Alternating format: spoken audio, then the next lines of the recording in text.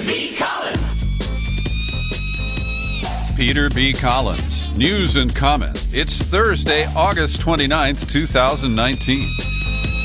It's going to be a wild weekend on the Florida coast as Hurricane Dorian heads ashore as a Category 4 storm with winds up to 130 mile an hour.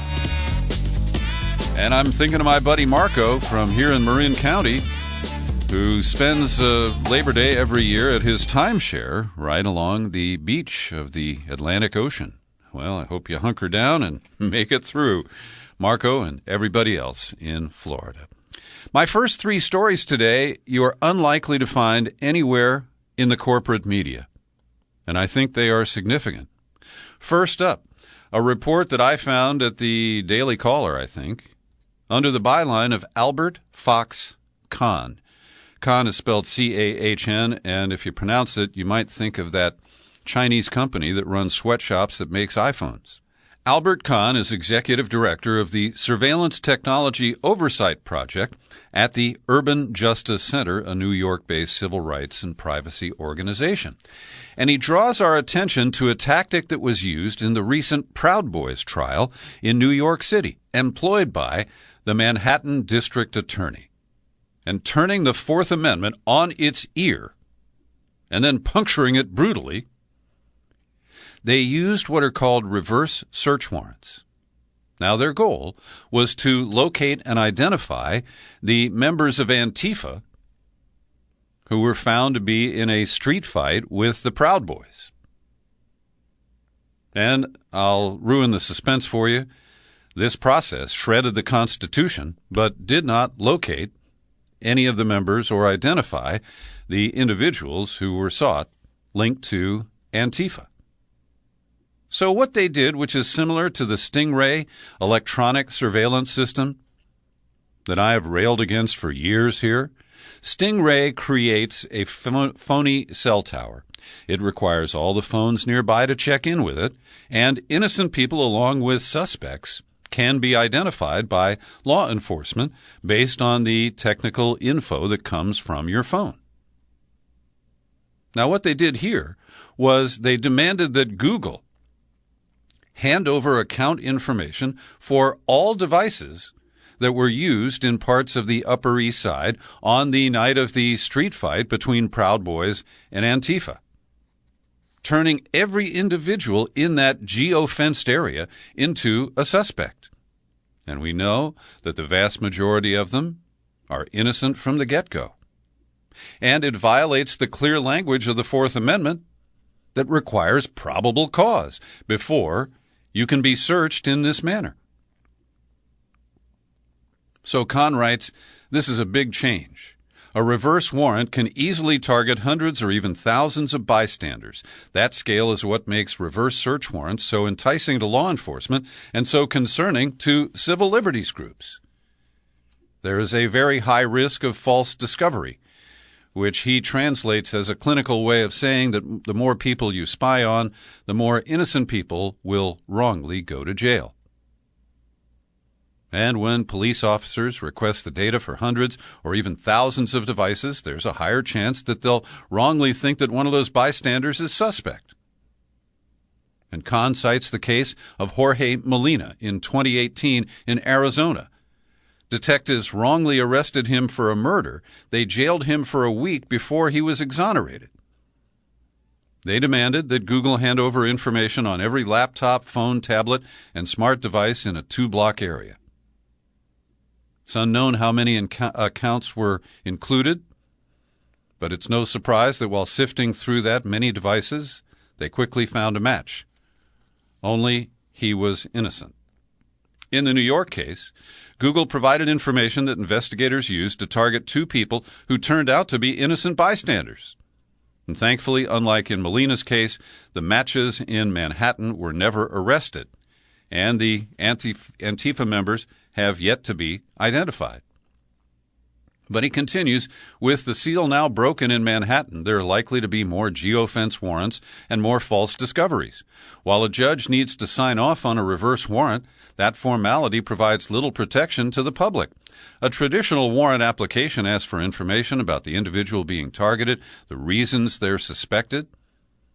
But with reverse warrants, judges don't even know how many people's data will be compromised. It's also unclear how judges will evaluate reverse warrants around sensitive sites, political protests, houses of worship. The practice is even more alarming when you consider the ways that ICE and other federal agencies could use a reverse warrant to pursue their deportation campaigns and target American immigrants. Just before I sat down to record the podcast, Albert Fox Kahn returned my call, and he's agreed to an in-depth interview which we will record and release the day after Labor Day.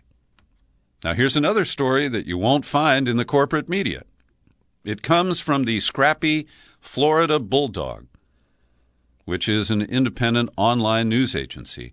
They have been waging a battle for 7 years now to force the FBI to unredact parts of documents that have been released related to that Saudi family, the Al-Hijis.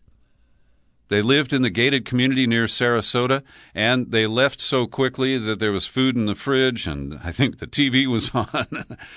There were cars with keys in them in the driveway. And the mystery of that family and its connections to alleged 9/11 hijackers has been pursued by the Bulldog for a long time. So the FBI turned over 81 pages of heavily censored memos and notes, and a memo dated April 16, 2002, said that at least one unnamed FBI agent had found, quote, many connections between the Al-Hijis and the 9/11 hijackers. The FBI blacked out the entire last paragraph on national security grounds. So the judge in the case, Federal District Judge William Zloch, Z-L-O-C-H, rejects the FBI's claim that the withheld paragraph would reveal secret techniques and procedures. He also ordered the release of the FBI's analyst note, which appears to comment on the April many connections memo that I cited a moment ago. Now, this is a partial victory, because in his 95-page order, Judge Zloch otherwise upheld the FBI's contentions that it had thoroughly searched its files for requested records. I've linked to the Bulldog's report, which details some of the efforts that it took to get what they got. And there's a whole lot more that the government continues to withhold. And I remain unapologetic and unafraid to express my view that we don't know the truth about 9/11. There was a massive cover-up, a whitewash by the 9/11 Commission. And perhaps in my lifetime, we will never know the full story. Now, here is the third one you won't find in the corporate media. It came from a Facebook post by Greg Palast, my buddy who has been investigating election hijinks here in the United States for a long time. He's the one who exposed Chris Kobach's interstate cross-check list. And, in a victory, a federal appeals court affirmed yesterday a ruling blocking an Indiana law that would have allowed county election officials to purge voters under the interstate cross-check system. The ACLU and others challenged the law. It would have permitted local election authorities to immediately purge Indiana voters based solely on second-hand information from cross-check. That someone with a similar name voted in another state or is even registered in another state. As we know, it is a bogus system that was used to purge many likely Democratic voters in 2016, numbering over 1 million in multiple states. Now, here's a story. There is one more I have for you here, related to the corporate media and its failure to cover important stories. I did a search online at the Washington Post and the New York Times again today. My search terms were Bernie Sanders and media reform. It's been over 48 hours since Sanders released his ambitious critique of the current state of media and his ambitious plans to try to fix it. Not a single word has been published about it in the Washington Post or the New York Times. The closest we have is that the Washington Post ran an op-ed by its regular columnist, Katrina vanden Heuvel, who's also the publisher of The Nation magazine, where she talked about Bernie Sanders in his battle with the Washington Post. It was unusual that the Bezos Post published it, but it didn't include any of the media reform proposals that the Sanders team surfaced this week. Also, Rachel Maddow, while she did provide some rare coverage of the Democratic presidential primaries on her show last night, she has not mentioned Bernie Sanders' media reform plan either. Now on to an issue that is being covered by the corporate media, but I take the angle from our friends at Who, What, Why, under the byline of Gabriella Novella, and she recaps the state of play regarding the efforts to basically render the Electoral College meaningless by having states pass laws that require their electors to vote for the person who wins the popular vote nationwide. Now, back in 2016, 94% of Trump's campaign events were held in the 12 states where his support was between 43 and 51%. Two-thirds of his events were in just 6 states. So he did run a focused electoral college strategy in 2016. And it's fair to say that the Clinton campaign, if they had one, it's not apparent. So we have this effort to bypass the Electoral College, and we also have the recent case at the 10th Circuit Court of Appeals that came out of a Colorado state law where one of the electors chose not to vote for Hillary Clinton and voted for a Republican other than Donald Trump in an effort to prevent Trump from being declared the winner. And these so-called faithless electors did modestly change the outcome. The final count would have been 306 to 232, Trump over Clinton, but the 7 faithless electors changed that to 304 to 227. Now, if enough electors had been free to vote their consciences, it may have changed the outcome overall. Despite efforts by his campaign to hide the candidate, Joe Biden has stepped in the doo-doo again. This time, it's pretty serious. Last Friday, he told a story while he was campaigning in Hanover, New Hampshire. It's a story he's told before. He's given many variations on the same story, and the most recent one, well, it included a lot of inaccurate statements. He combined different people, different scenes, different places, different times, and thought he was vice president in one situation where he was just a senator back in 2008. And it relates to a story of military courage. How Biden went to Kunar province in Afghanistan to deliver an award for bravery. Was it a Silver Star or a Bronze Star? Depends which time Joe told the story. And the soldier in question told Biden he didn't want the medal because he felt guilty that the man he tried to save had died. Now, perhaps in the era of Trump, mangling the facts, conflating events, creating a narrative that was initially based on real events, but by the time Biden gets finished telling it, is way off the mark. And in kind of a Gary Hart moment, remember Gary Hart, the guy who ran for president and told people to follow him around, and then the reporters did, and they found out he was hanging out with a young blonde on a boat called the Monkey Business?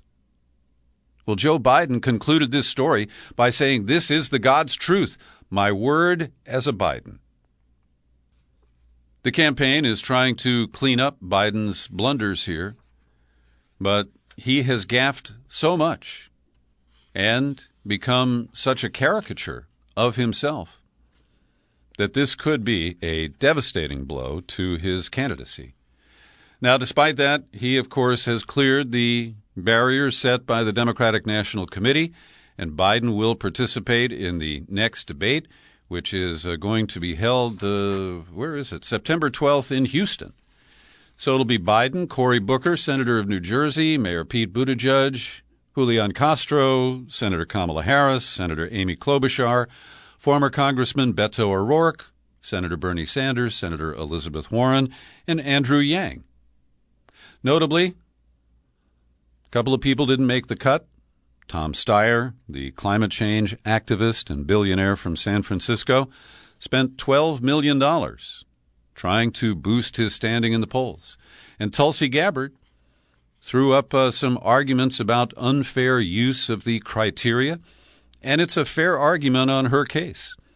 The polls that were approved by the DNC versus the ones that were not, it's a pretty arbitrary scheme. And to see people excluded from the debates so early in the process is certainly quite annoying. And Kirsten Gillibrand took the moment to exit stage left because she didn't have the means to meet the criteria and has decided that that is the signal to step back and continue her career in the Senate.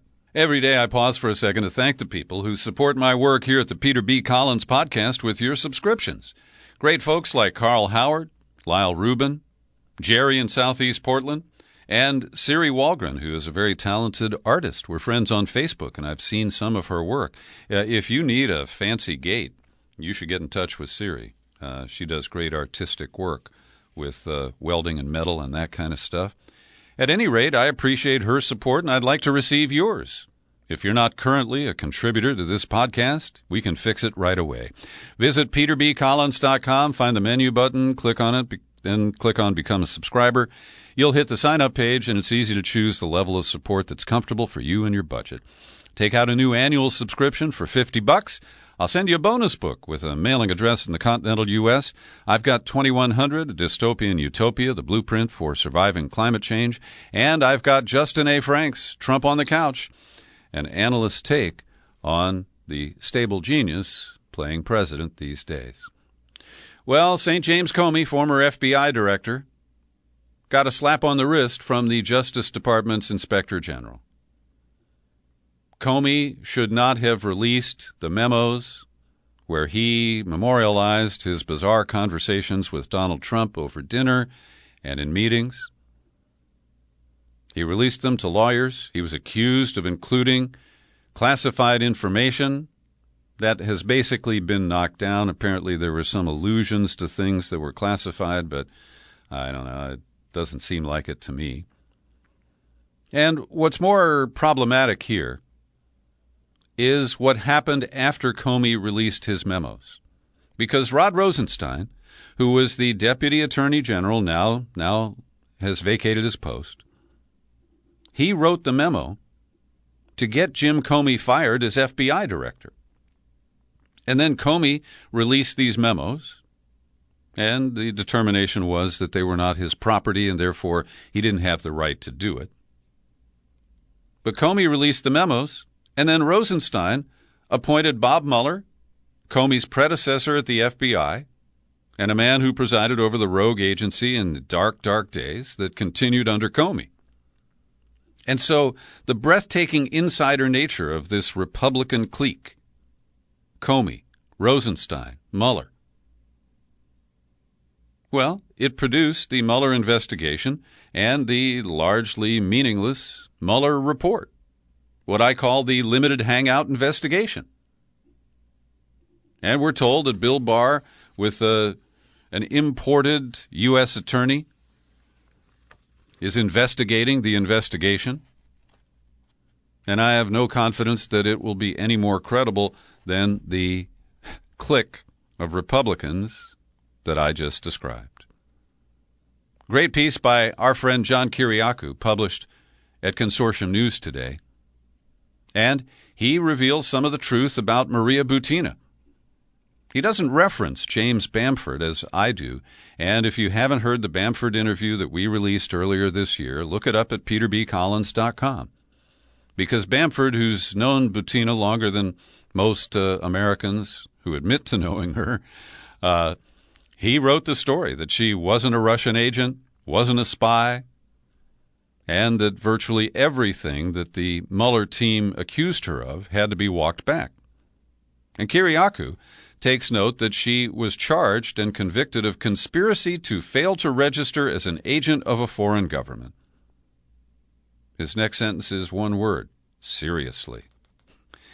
He then tells a story that in 2008, he was hired by the Chamber of Commerce of Abu Dhabi to write a series of op-eds in support of doing business in that city. They paid him a fee, and he was required under law to register as a foreign agent. He said, no problem. It didn't mean that I was a secret agent for Abu Dhabi. It just meant I was temporarily in the employ of a foreign government. And he dings Greg Craig, who I talked about yesterday, for failing to register as a foreign agent for his work for Paul Manafort and Ukraine. And then Kiriakou says he went to the FARA website and he found the names of a lot of people he knows, taking money from Libya, Chad, Jordan, Saudi Arabia, lots of them, he said. In the case of Maria Butina, the paperwork was the hook to arrest her and use her failure to register under FARA as leverage to get her to testify about her quote-unquote work. The problem for the FBI was she wasn't a spy. As things turned out, she really was just an overly aggressive Russian grad student at American University who really, really loved guns and was trying to ingratiate herself with the NRA. But the Justice Department came down on her like a ton of bricks, forced her into a plea, sentenced her to 18 months in a federal prison for conspiring to fail to fill out a form. The federal sentencing guidelines for a first-time offender violating this law is 0 to 6 months in a minimum security work camp and a fine of up to $5,000. Then he notes that we recently learned that she met and began dating Patrick Byrne, the founder and CEO of Overstock.com. And Byrne disclosed that he was a longtime FBI source. The FBI directed him to begin dating Butina. He did it. He reported back to the spooks. Then that wasn't good enough, and he was instructed to go back to Butina to begin a sexual relationship with her. And again, report back to the FBI, and he did that. So this is rich. Butina was accused of being the sex bomb spy, and she was a victim of an FBI plant, of a man who stepped up their relationship to intimacy, we're told, on instructions from the FBI. And Kiriakou says this is how the FBI makes their cases. They entrap people. Well said, John. I want to credit Rachel Maddow, whom I routinely criticize for her blunders on Russiagate. And by the way, I want to mention that there is a new Aaron Mate pushback video report where he talks to Glenn Greenwald. And these two primary skeptics in the media of the Russiagate narrative compare notes, and they say that nobody from the corporate media who got this story so wrong for so long has apologized to the men who did yeoman's work to expose their perfidy. So this week, Repetitive Rachel has been hammering a story that deserves our attention. It's a heartbreaking story of cruel changes in immigration rules that could require thousands of people who suffer from potentially fatal medical conditions to leave the United States. Now, these people, there are about 1,000 applicants every year, are granted deferred action as long as they are continuing to get medical care in the United States. And Maddow noticed a bunch of people related to Boston Children's Hospital got these letters. And it's complicated bureaucracy, but there is the U.S. Customs, USCIS, Customs and Immigration Service.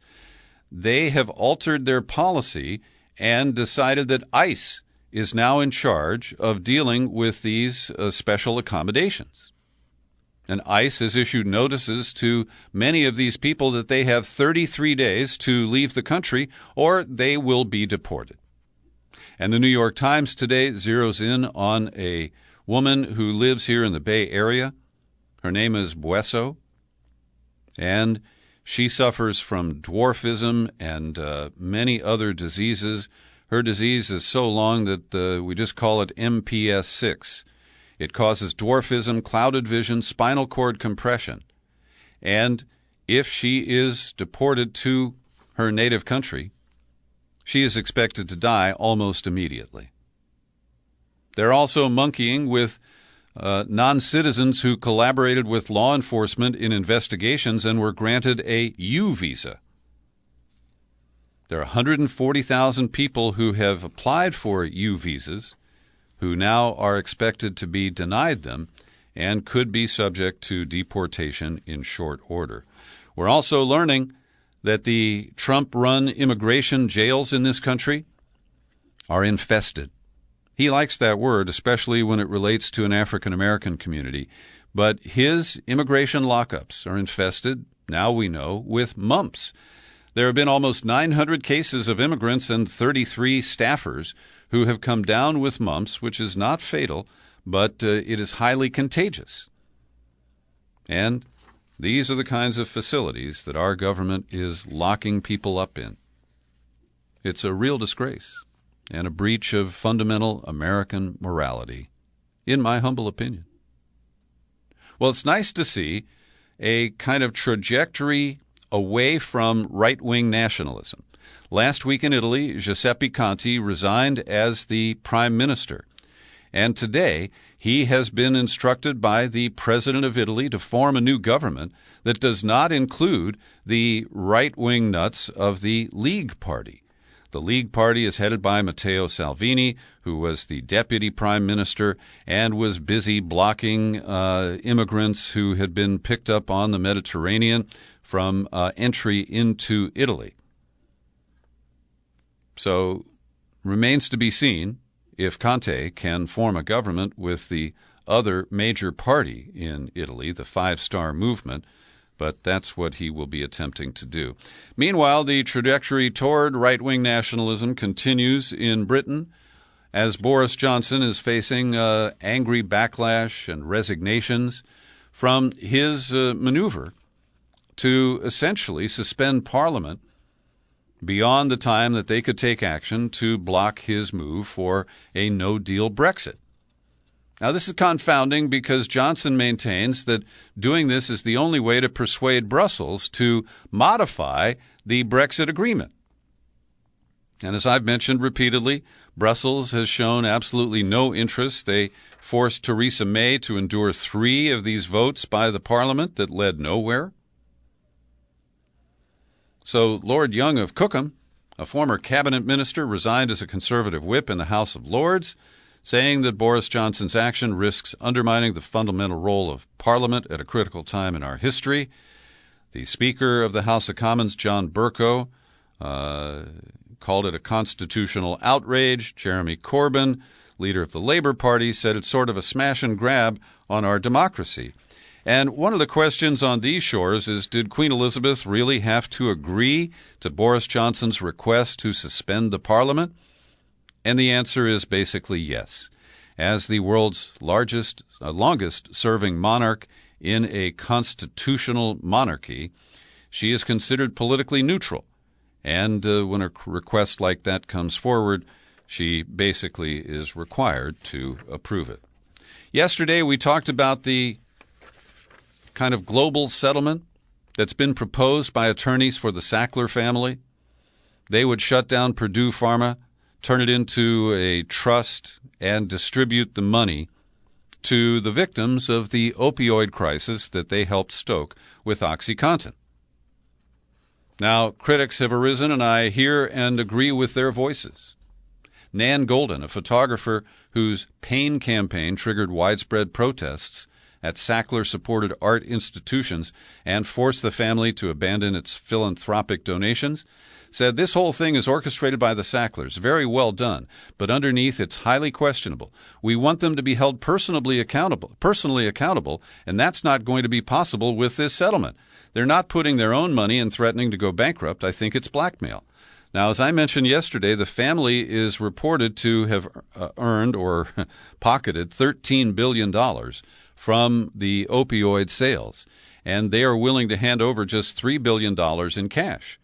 So I think this has to be carefully evaluated. We also have to see where the money goes, because we have no direct indication that people who are actually the victims of opioid addiction will receive any sort of support for rehabilitation, de-addiction programs, those sorts of things. Could be a big boondoggle. We're going to have to watch this one very carefully. And finally today, a couple of stories about the environment. In Brazil, hundreds of government employees tasked with enforcing environmental laws have warned in a letter they signed this week that the country's environmental protection system could collapse as policies and political rhetoric encourage illegal land grabbing in the Amazon and other zones. Employees of the main environmental agency, which is called IBAMA, it's like Obama, just with the letter I leading, they said their mission had been hobbled in recent years as a result of budget cuts, a thinner presence in remote areas, and attacks on enforcement personnel. Now, we have a similar situation here where the EPA, under Andrew Wheeler, the former coal industry lobbyist, has issued regulations, and if they take effect in 60 days, it'll cut the limits on methane emissions. Now, what's notable here is that major industrial giants, the companies that extract these resources and profit from it, are saying don't do this. Exxon told the EPA to maintain core elements of the Obama-era policy. Earlier this year, the chair of Shell said the EPA should impose rules that will both regulate existing methane emissions but also future methane emissions. And even BP America. Susan Dio is the chairwoman. She wrote an op-ed saying to maximize the climate benefits of gas and meet the dual challenge of producing more energy with fewer emissions, we need to address its Achilles heel and eliminate methane emissions. That's the state of play here in the U.S. Back to the Amazon for a minute. A new report from Brazil shows a kind of not just colony collapse, but a huge die-off of bees in Brazil. In the last 90 days, it's estimated over 500 million honeybees have died. The speed and scale of the die-offs are different from the colony collapse disorder noted in North America and Europe back in 2006.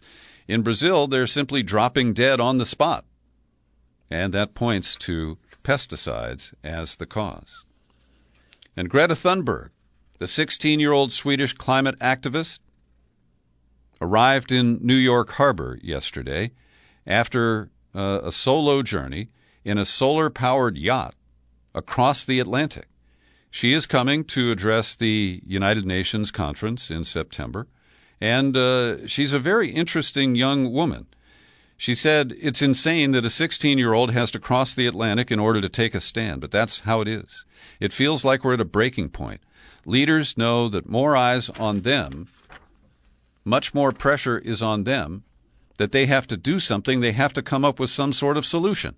I want a concrete plan, not just nice words.